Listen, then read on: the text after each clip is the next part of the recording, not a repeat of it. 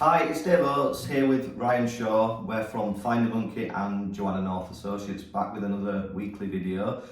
Ryan Shaw is our Managing Director of both organisations, so he's the man with the plan, I suppose, and the overview of everything that goes on. Absolutely. Yeah. So take it away, Ryan. Tell us about yourself and tell us about FinderMonkey and your involvement with Joanna North Associates. Well, I started FinderMonkey over 12 years ago now. In fact, probably closer to 14 years. And in that time, we've developed it and changed it and improved it.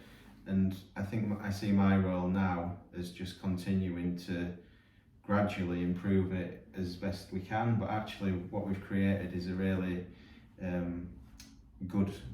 two really good businesses that do very similar things, but for different people and in different ways. So there's been pivotal moments in the business, which I know we were going to discuss today, where things have just changed and made us think about how we do it in a different way.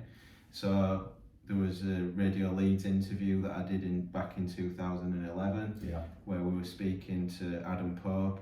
That was the first exposure that we'd had to kind of been interrogated and questioned about the service and what we do and how we do it. We learned an awful lot from that and got good feedback from the general public, and then cut forward to 2015 when we had our own show, Family Finders, on BBC One. That made us think about things in a different way again. It was obviously an incredible amount of exposure, but it really put us in the spotlight. So again, we reviewed the service, how it works, and there's been other points as well. The other really significant one, which you were a key part of, was when we realised that there was a huge gap in the market for people affected by adoption who were looking for birth relatives. So we pivoted again, and I think that's my role, is to kind of look at these opportunities and things that are presented to us either internally through opinions of people like yourself as an amazing head researcher of both organisations and a director now with Joanna North Associates, and also externally through third parties, suppliers, clients, people that we locate, and just making sure that we're offering the very best possible service. So in the example of adoption, we tried to become Ofsted registered as FinderMonkey and found that didn't look likely to be able to happen because we didn't have enough experience within adoption, although we only wanted to help people locate birth relatives, which we're incredibly good at, and even then we were incredibly good at. So we brought Dr. Joanna North on board with us, and we went on a different path, a different journey, and we work with her now as part of Joanna North Associates. So we can now support people affected by adoption to reunite with birth relatives. So I see my overall role as just that development of the business. And finally, like, just to make sure that it's the safest it can be. And when I say safe, that's something that certainly 10 years ago, in the formative years of the business, we didn't really consider safeguarding as a thing, although we always said we would do this ethically and with integrity.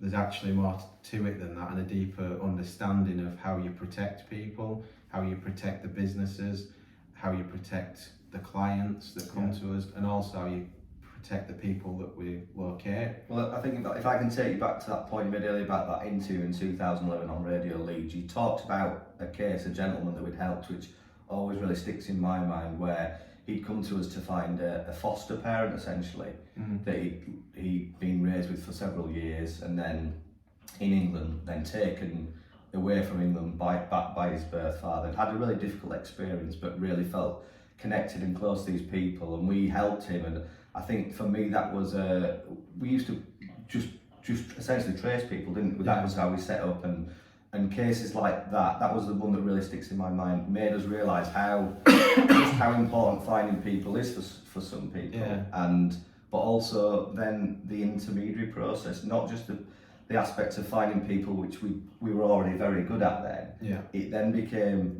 then what people needed help and support in getting in touch, and that was I think that was certainly a realisation point, and I've listened back to that interview quite recently, and it, although a lot's changed in the last 11 years, the fundamentals that we discovered and sort of realised back then are still very much the same. People need help, support and guidance when finding a relative, and you're right, it's about safeguarding and protecting people, because it's a difficult process. So our job is to handhold people through that, think about their well-being, but also consider the well-being of people that we're getting in touch with, because we appreciate that it can be difficult for people, and it's not always easy, and we want to think about it from both sides as we sit in the middle and try and get the best outcome that we can. Yeah, absolutely. It's when we started, we did just trace people, and I was reluctant at first to get into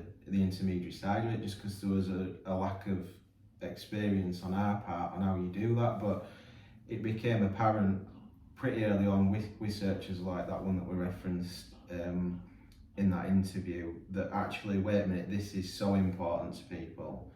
This isn't just about writing an address down and saying, oh, they live there. You've got to think about, as we have for the last like 5, 6, 7 years, where we're going to support everybody that's involved with this, from the client, ourselves and the subject, and get the best possible outcome. But what those outcomes are, we don't necessarily know.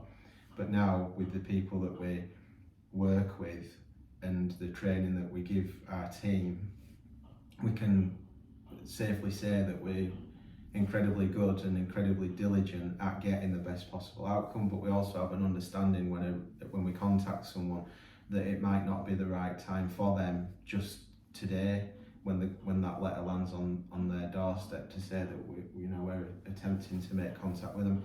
But we would always be open to a response. And what we find is that the intermediary process, although it's like done over a finite amount of time, if it does slip outside of that because of an issue that someone that we find's got, then we'll always be open to those, to any response. And I think it's just how I think that's like a marker of how seriously we take what we do, where we try and look at any gaps in the service and make improvements. Yeah, brilliant. Well, I think that's a great overview, Ryan. Thanks for talking with me today. Thanks for doing this video. Anything else to add? Or?